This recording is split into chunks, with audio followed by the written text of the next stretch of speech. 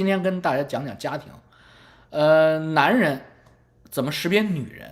我先说男人怎么识别女人，因为我是男人。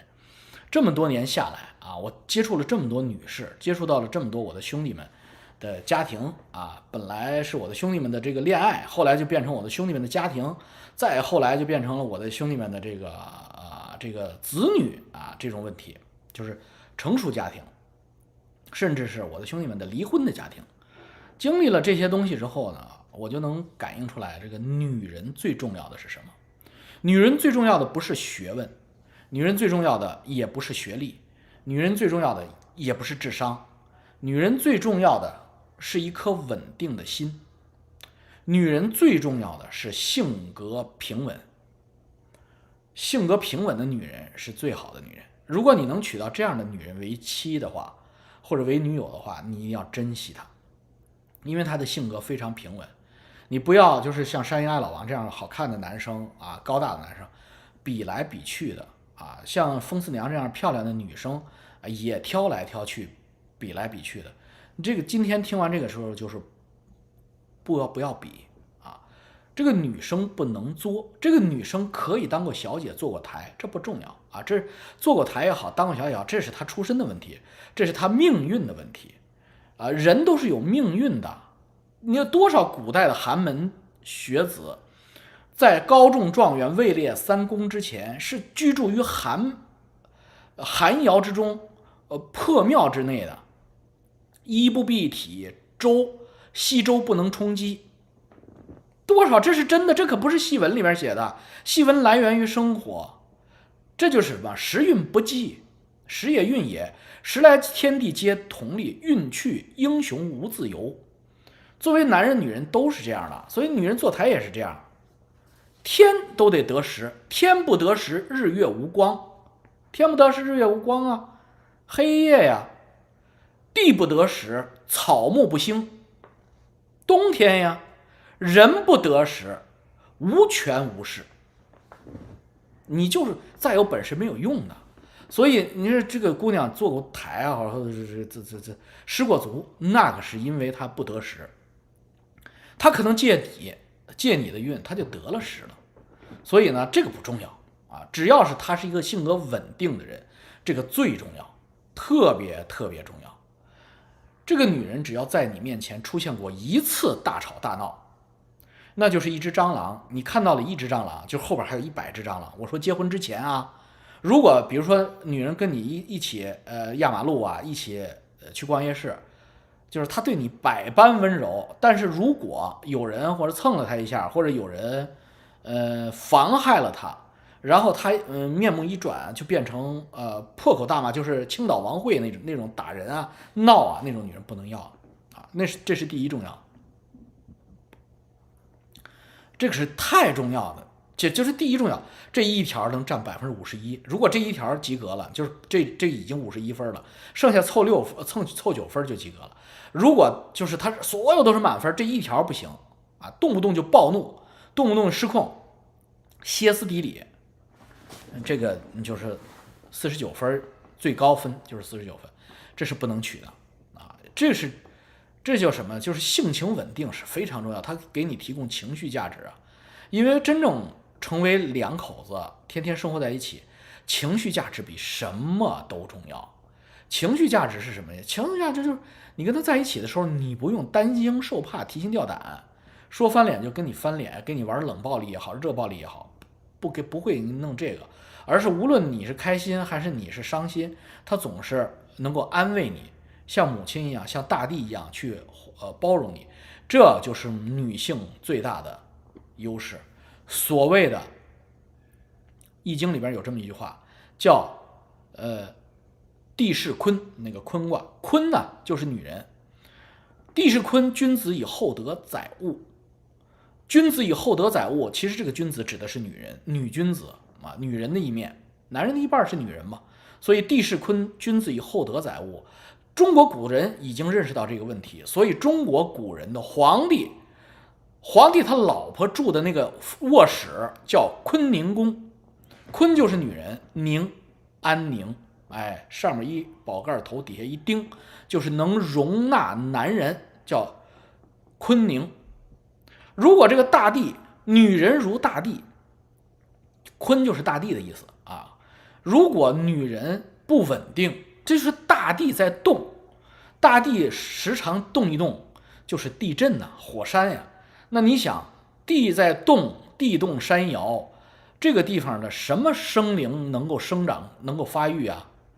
你想，牛羊人马之所以能够快乐的在地球上生长，正是因为大地巍然不动，承载万物，所以才能繁荣昌盛。如果它今天爆发了，明天又他妈地震了，那万事万物生灵涂炭。这就是女人最重要的一条。好了，那我就接着跟你，咱啪转到男人。说完女人得说男人嘛，女人情绪稳定太难了。找你 L， 找你 L， 找你刘吗？这是找你李，找你 L， 是不是你老婆情绪不稳定啊？那如果她是更年期呢，就是原谅她，给她买点药，boost 她一下。这个如果要是不是更年期的话，那 Johnny， 我们对你致以诚挚的问候和深深的歉意啊！你的人生太苦了。所以这个老王不务正业，不聊金融聊情感，我这天南海北大厅床什么都聊。这个聊他妈什么金融啊？哪有那么多金融可聊啊？带着你们一年挣个10%、20%的利润就行了呗。男人是什么呢？男人是责任感，责任感。一个男人可能有很多情人，但是对每一个情人都必须有责任啊，绝对不能干那种把敌人肚子弄大了就跑的事儿，那可是不行。男人最重要的是责任感。那作为男朋友的话，责任感的意思就是抢着给你买单，而且不觉得这个东西呢，这种行为呢，不觉得自己很辛苦。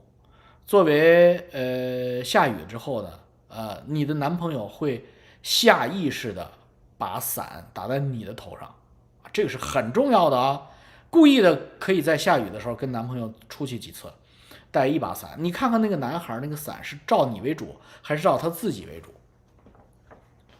当你冷的时候，他其实也冷，但是他会毫不犹豫的把自己的外套脱下来给你披上，这个就叫责任感啊，这是最简单的责任感，以小见大。如果连这都做不到，你结婚之后，你生了孩子之后，你还想让他洗碗，想让他给你做月子餐，给你做饭，你想都甭想，他什么都不会干的，都让你干的。所以这种就是像儿子一样、巨婴一样的男人是不能嫁的。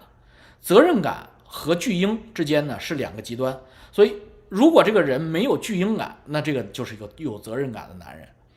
有责任感的另一方面呢，就是这个男人有事业和上进之心，他不会在家玩佛系躺平，他不会在家无所事事，他会想着怎么让这个家庭，怎么让自己的女人儿子，生活的更好一点。为此呢，也许他能力有限，但是他孜孜不倦的在努力，这就叫上进。不一定成功啊，成功还要看时和运，但是至少他在努力，哪怕他是一个搬砖的工人，扛包的这个力工，但是他每天都玩命的在扛包，拿回来几百块钱养家糊口，这就是好男人啊。至于说他花不花啊，那个倒在其次，那个不是责任感这样重要性的。那么男人呢，打伞有点真相了，对呀，只要这一打伞，马上就原形毕露。原形毕露，所以这个你有了危难之后，他愿不愿意用自己的时间，用自己的风险去给你遮蔽这个危难，这个都是非常重要的。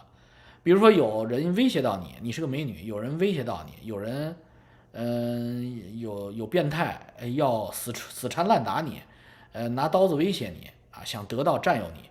那么这个男人，这个男朋友愿不愿意为你两肋插刀，为你挡上这一刀，这非常非常重要。如果这个时候找不着他了，那你说这是个有责任感的男人吗？所以在乾坤这一卦里边，那乾卦叫天行健，君子以自强不息。自强不息的君子呢，就是乾卦，就是男人最重要的51分，就是责任感。51分的责任感就是天行健，君子以自强不息。所以咱们在故宫里边看到皇上待的那个地方，皇上的工作间叫乾清宫。乾清，坤宁，清还有一个意思就是清气上升啊，清还有一个意思就是他很明白，就是他的智商和情商够用，这就叫乾清。大家听明白了？然后我们具体讲一讲啊，在这个我们身边的男朋友穷，结婚我要买房，能嫁吗？这个不是理由啊。男朋友穷，结婚你要买房，当然能嫁了。因为男朋友穷是一回事儿，男朋友不愿意挣钱、不努力是另一回事儿。如果他只是穷的话，其他都是满分的话，那你就嫁了呗，你家多出点不就得了吗？然后房子贷款多贷一点，或者买稍微小一点的房子，反正房价天天在跌在降，你着急买房子干嘛呀？所以呢，这个男人可能有三角，我老公三角什么呢？三角还是三角关系啊？这个前清交泰坤宁和 Grace 鱼，所以咱们今天讲这个话的主题呢，就是男人和女人之间的这个交泰啊关系。按照我的这个经验来说呢，年轻的小夫妻性生活就是男女交泰这个事情，大概其重要性呢占50%。说有那么重要？有那么重要啊？有那么重要？你要是觉得没那么重要，那你就是没有那50%，你就不知道世界有多大，那就是限制了你的想象力，你没有得到过真正的性高潮，所以50%很重要啊，因为这个是用进废退的啊。你如果每2-3天1-2天你就忙活一次，淋漓尽致，那你的荷尔蒙、多巴胺、什么内啡肽全都是平衡的，益寿延年，也容易性格稳定。如果你这方面不和谐，那你这提前更年期嘛，就是早更嘛，谁看谁也不顺眼，天天吵架。剩下的那50%呢，就是各种其他的因素了，比如说性格啊，比如说性情是否稳定啊，三观是否一致啊，还有家里边有没有钱呀，经济基础这些加起来是另一半，50对50肉体居然是有50。说老王，你是不是夸张了肉体的作用？你看这样道理，你这么理解行不行？就是如果没有肉体的话，剩下你们都特别卖吃，你们不就是可以做哥们儿吗？你们干嘛要结婚呀？对不对？你们剩下全都卖吃，只是肉体，不需要彼此，那你们就是很好朋友啊！你们为什么要结婚呢？那你结婚不就是为了那个吗？不那个结婚干嘛？合理合法的那个，然后这是老王那个结婚不是为生孩子？错，生孩子是那个的副产品，不是为了生孩子而结婚，而是为了那个而结婚。那个的时候情不自禁，就是没避孕好，然后就生了孩子，知道吧？这才是事实的真相。你捋清事实的真相，你才能够庖丁解牛，以无戏入有见，恢恢乎其游刃而有余者也。